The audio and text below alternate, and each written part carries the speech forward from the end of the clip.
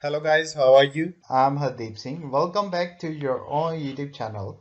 IELTS updates and recent exams. For more updates related to recent IELTS exam writing test topics, listening, reading, practice test, and speaking, you got guesswork. Please guys participate in everyday listening and reading practice test to achieve your desired band score in your actual IELTS exam. Please hit the like and subscribe button. Press the bell icon for the upcoming notifications. Don't forget like, subscribe and share my YouTube channel and my Facebook page, IELTS updates and recent exams. Part 1. You'll hear a police detective questioning Mrs. Jones about a crime. Look at questions 1 to 5 on the form now.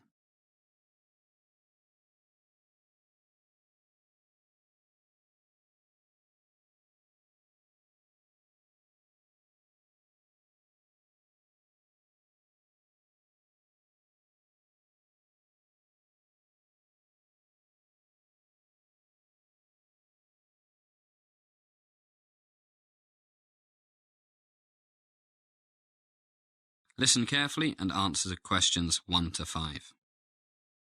Hi, I'm Detective Smith. I can see you are upset, but I must ask you a few questions about the robbery.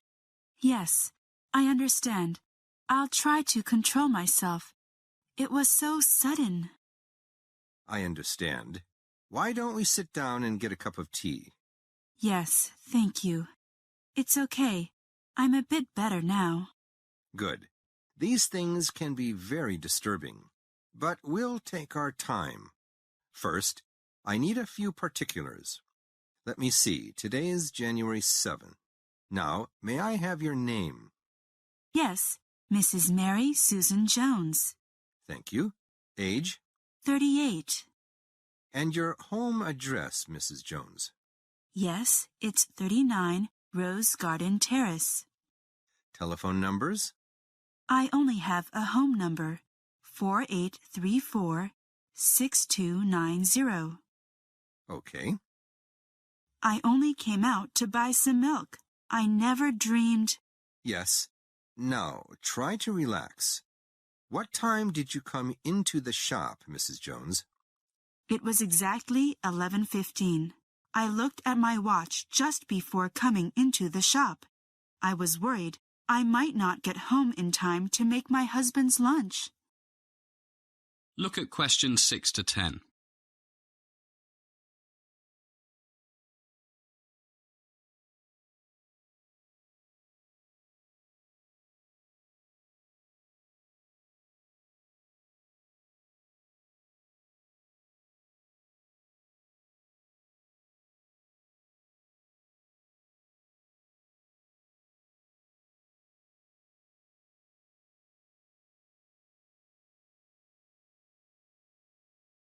Now listen to more of the conversation between the police officer and Mrs. Jones, and answer questions 6 to 10. And before you entered the shop, can you remember seeing anything unusual? No, but as soon as I came in, this man walked out very quickly, nearly pushed me over. Then I saw poor Williams, the owner. I'm so glad he's not badly hurt. No, just a bump on the head. Now, this man you saw, could you say how tall he was? Well, I only came up to his shoulder, and I'm 5'4", so he must be about, I don't know, 6 feet. And you're not wearing high-heeled shoes? So yes, that's about right. But we have to use the metric system now, so that makes him about 180 centimeters.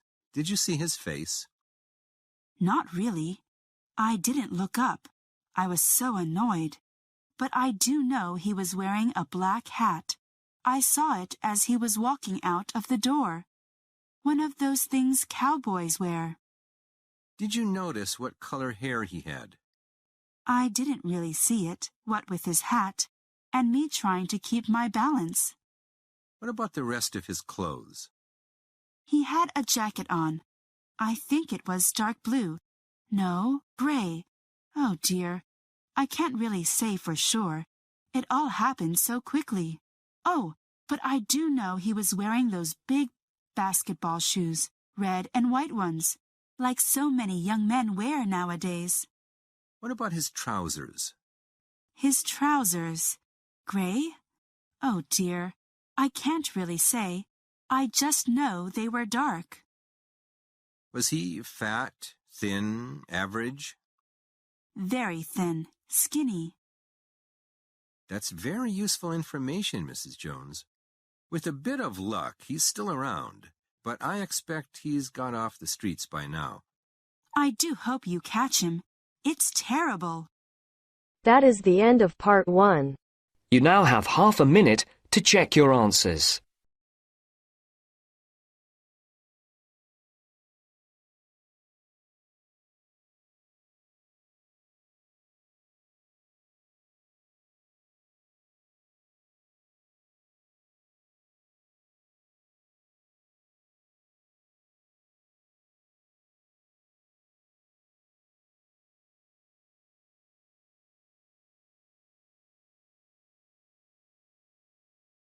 Now turns to part 2. You're going to hear an introduction to Big Town University's resources by the Head of Student Services. First, look at questions.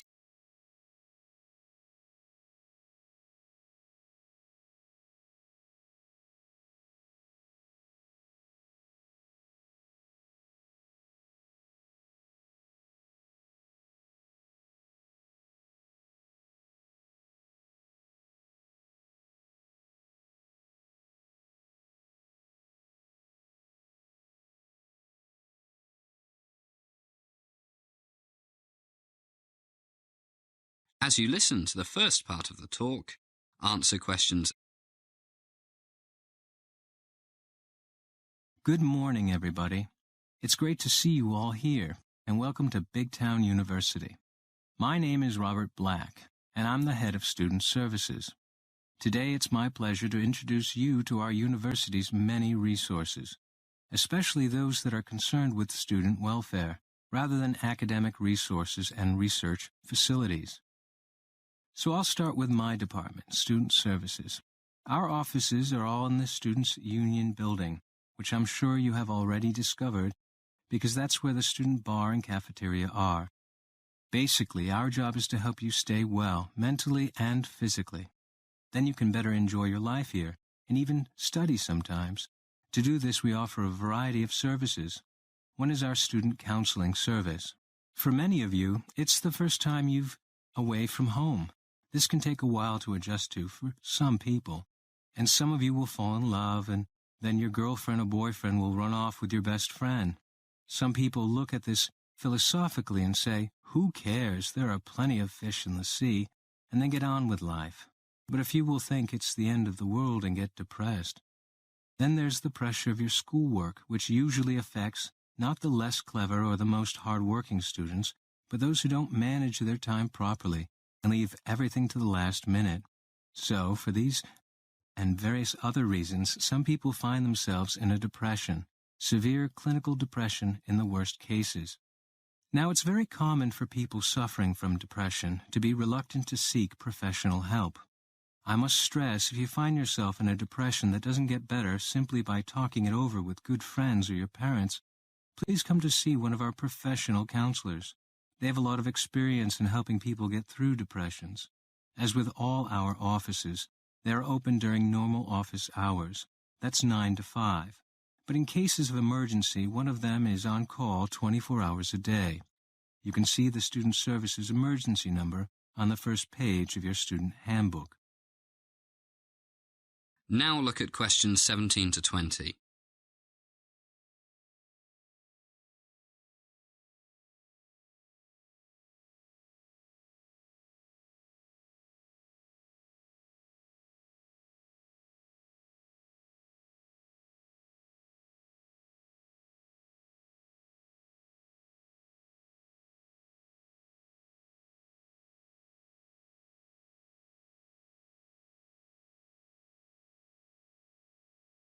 As the talk continues, answer questions 17 to 20.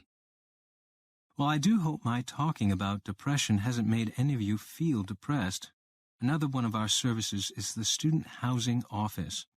I won't say much about this because most of you will have already dealt with the office, either to arrange accommodation in a student residence or to help you find somewhere to live off campus. We have a database of off-campus housing that is updated almost daily, so if any of you are still looking, then please drop in. Now, what about fun? As you can read in the handbook, the Students' Union has dozens of clubs: chess club, Chinese club, French club, choir, conservative club, liberal club, the Green Club, which works very closely with the University Maintenance Department, as well as other environmental groups. And for those of you who like mountains, there's a climbing club. Well, it would take me all day to list all of our clubs and societies, and of course all the sports teams. But I do recommend that you join one or two of them. It's a great way for new students to make new friends. Mentioning sports, our brand new fitness center opened last week, and the indoor swimming pool has just been renovated. They are open from 6 a.m. to 11 at night, 7 days a week, except for holidays like Christmas and the New Year. Of course, they are free of charge for students. Just show your student card. I really must recommend that you check out the new fitness center. It's got all the very latest in high-tech strength training machines, free weights room, everything you'd expect for over $25 million. Okay, we've covered counseling, housing, clubs, sports, keeping fit. What else should I mention? Oh, yes. If you're doing all these sports, climbing mountains and things, you might need to go to our sports medicine clinic. It's in the Student Health Center, which is conveniently located between the fitness center and the athletics stadium, not the football stadium.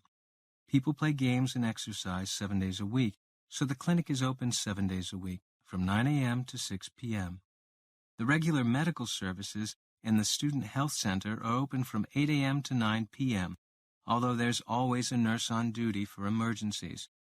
Treatment is free only if you have registered with the provincial health plan, so make sure you take your health plan card with you if you have to see the doctor. Well, I think I've covered enough for now. I won't talk about the library or the teaching facilities, because you'll soon learn everything you need to learn when classes start on Monday. Thank you, and good luck to you. That is the end of part 2. You now have half a minute to check your answers.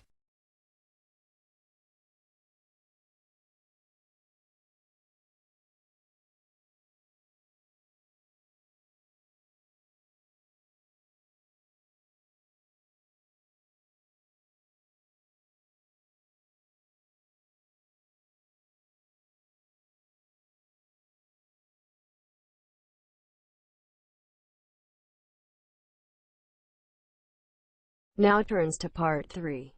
You will hear from a psychology student, Joanna, discussing with her supervisor about her research in music and psychology.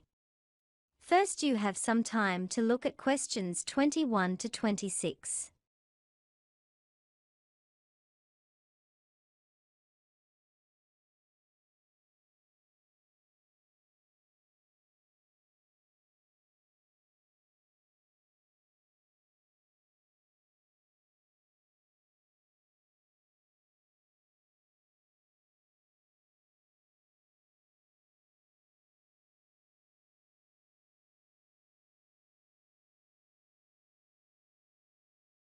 Hi, Joanna. Good to meet you. Now, before we discuss your new research project, I'd like to hear something about the psychology study you did last year for your master's degree. So, how did you choose your subjects for that? Well, I had 6 subjects, all professional musicians and all female. 3 were violinists, and there was also a cello player and a pianist and a flute player. They were all very highly regarded in the music world, and they'd done quite extensive tours in different continents, and quite a few had won prizes and competitions as well. And they were quite young, weren't they? Yes, between 25 and 29. The mean was 27.8. I wasn't specifically looking for artists who'd produced recordings, but this is something that's just taken for granted these days, and they all had. Right. Now, you collected your data through telephone interviews, didn't you? Yes. I realised if I was going to interview leading musicians, it'd only be possible over the phone because they're so busy. I recorded them using a telephone recording adapter. I'd been worried about the quality, but it worked out all right. I managed at least a 30-minute interview with each subject, sometimes longer. Did doing it on the phone make it more stressful? I'd thought it might. It was all quite informal, though, and in fact they seemed very keen to talk. And I don't think using the phone meant I got less rich data. Rather the opposite, in fact. Interesting. And you were looking at how performers dress for concert performances? That's right. My research investigated the way players see their role as a musician and how this is linked to the type of clothing they decide to wear. But that focus didn't emerge immediately. When I started, I was more interested in trying to investigate the impact of what was worn on those listening, and also whether someone like a violinist might adopt a different style of clothing from, say, someone playing the flute or the trumpet. It's interesting that the choice of dress is up to the individual, isn't it? Yes, you'd expect there to be rules about it in orchestras, but that's quite rare. Before you hear the rest of the recording, you have some time to look at questions 27 to 30.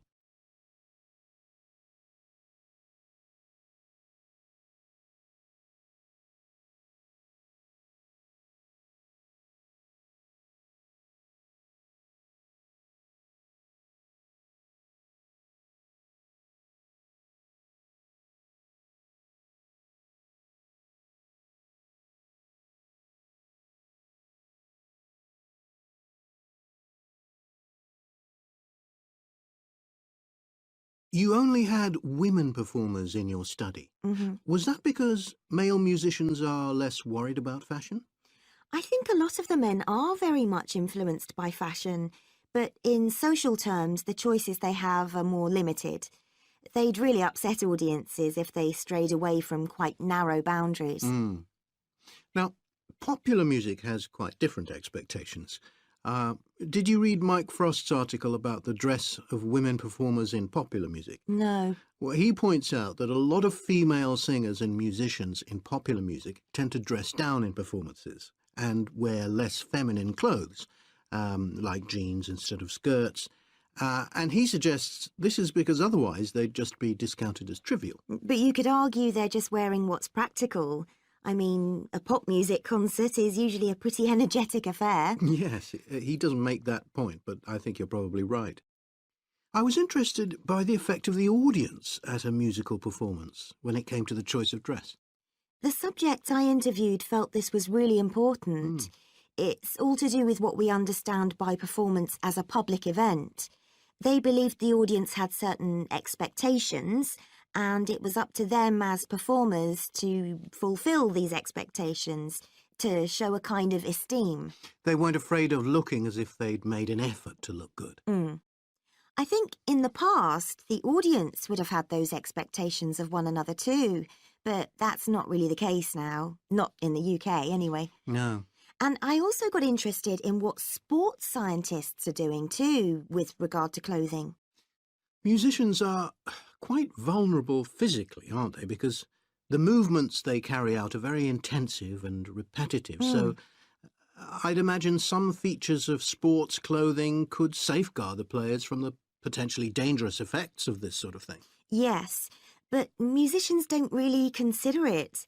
They avoid clothing that obviously restricts their movements, but that's as far as they go. Anyway, coming back to your own research, do you have any idea where you're going from here? I was thinking of doing a study using an audience, including... That is the end of part 3. You now have half a minute to check your answers.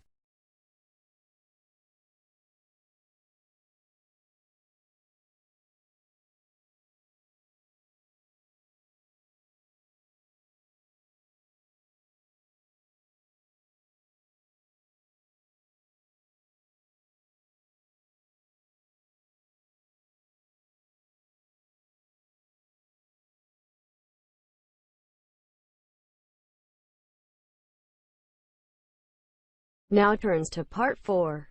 You will hear a lecture about crocodiles. First, you have some time to look at questions 31 to 40.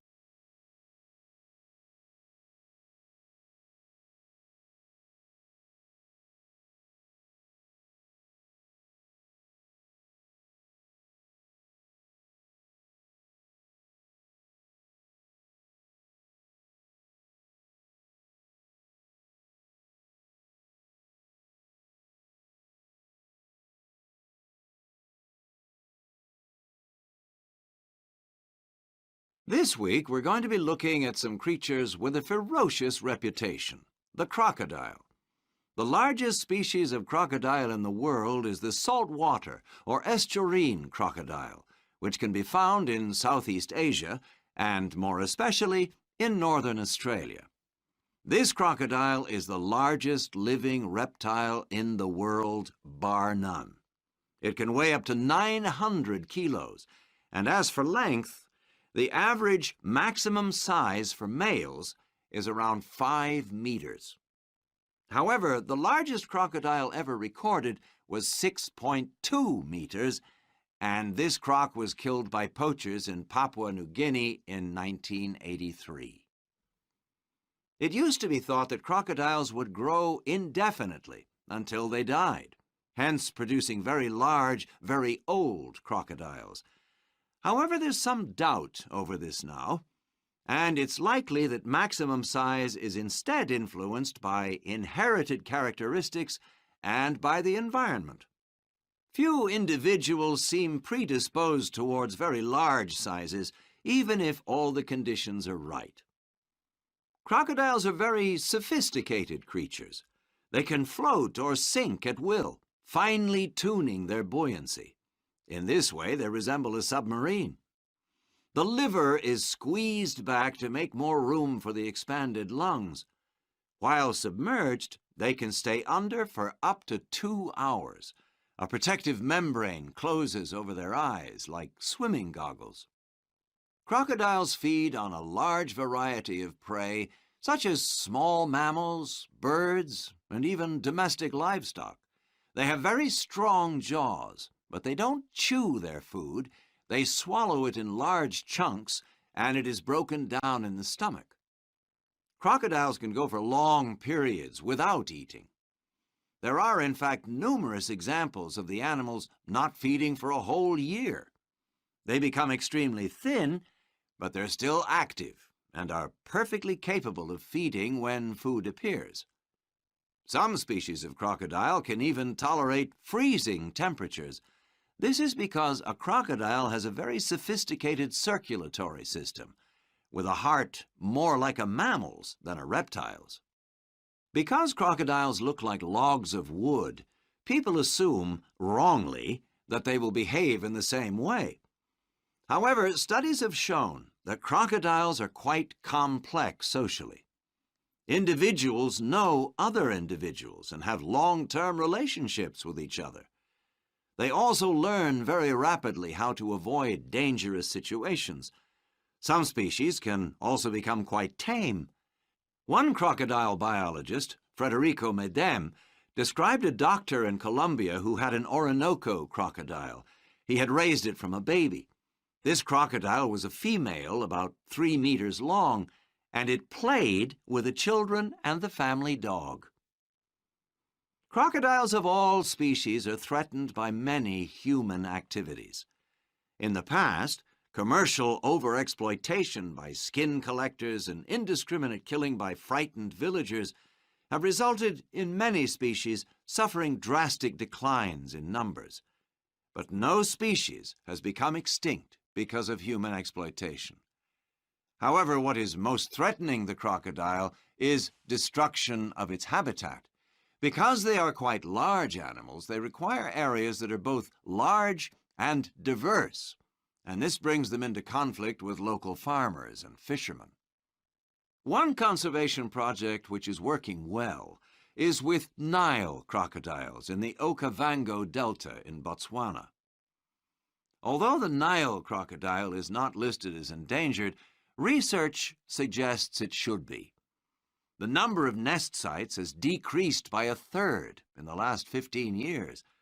Fishermen destroy the nests, crocodile ranchers take their eggs, and also do not return enough juveniles to the wild, and there is now only one small part of the delta left where crocodiles can lay their eggs. To get data on the crocodiles in the area, researchers have measured, tagged, and taken blood samples from over 1,500 crocodiles, all without drugging the animals. They catch the crocodile by throwing a wet towel over its head. This is important, as a dry towel would come off too easily, thus allowing the crocodile time to escape.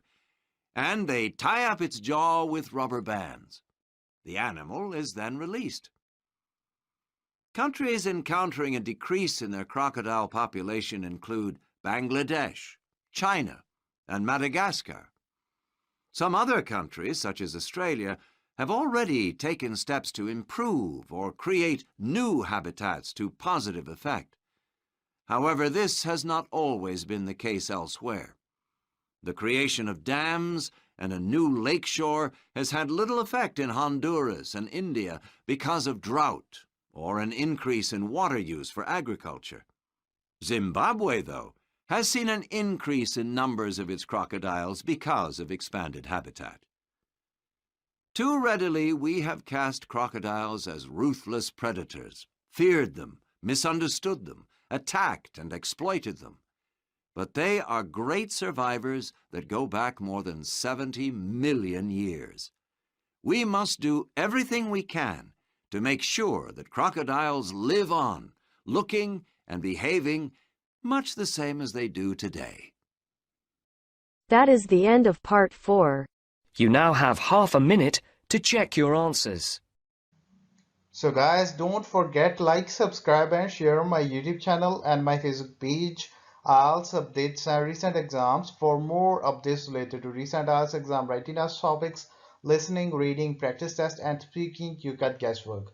Please guys, participate in everyday new IELTS listening and reading practice tests to achieve your desired band score in your actual IELTS exam. For more IELTS material, visit my official website www.ieltsupdatesandrecentexams.com. The link is given below in the description. If you need PDF files of latest IELTS material, then please join my Telegram channel. So guys, please write your score below the comment section.